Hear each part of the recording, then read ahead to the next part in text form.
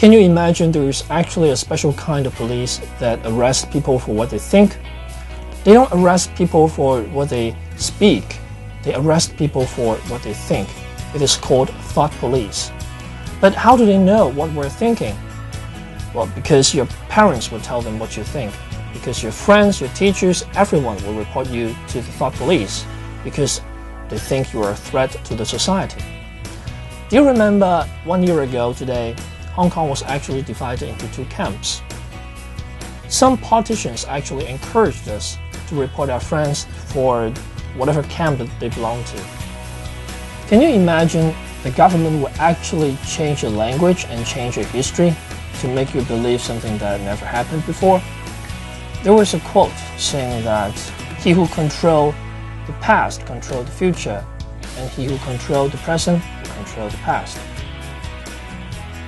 Can you imagine that our government is actually introducing a new language to change your children's thoughts, to change what they think, to change what they believe, just through a new language?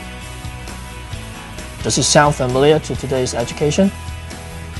Can you imagine the government will actually rewrite our history to tell lies to cover something that never happened before?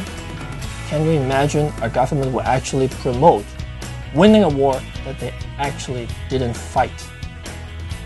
Can you imagine the government will deliberately introduce a new language and change our history? By introducing a new language, our children will actually think what the government thinks.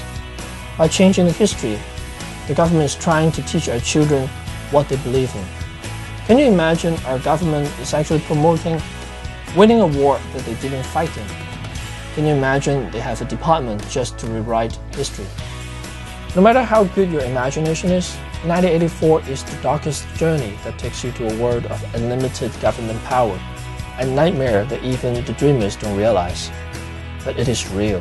George Orwell wrote this book in 1948, and even though the story was set in 1984, everything in the book still seems real today.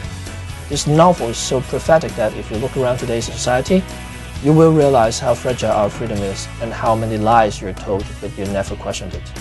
1984 is available in the school library now. Hi there!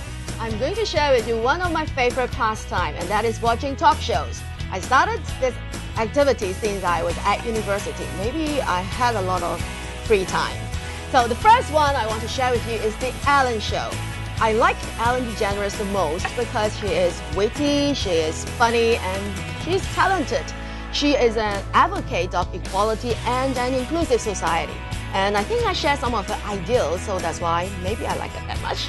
So the second one is the Colbert Report. Stephen Colbert is a real funny guy, and maybe because he is a stand-up comedian. And the last one I want to share with you is the Late Night Show with Jimmy Fallon. Jimmy is an actor and he's very good at acting, and in a recent episode, he pretended to be Trump viewing Hillary, and that was really funny and hilarious. You should try to check it out on YouTube. And maybe you will say watching talk shows, you cannot follow the English is too fast. But then the thing is, you know what? The Ellen Show, the episodes of Ellen Show on YouTube, they've got subtitles, so check them out. Don't give yourself excuses of not watching talk shows, because talk shows are really funny and I love talk shows. Yeah!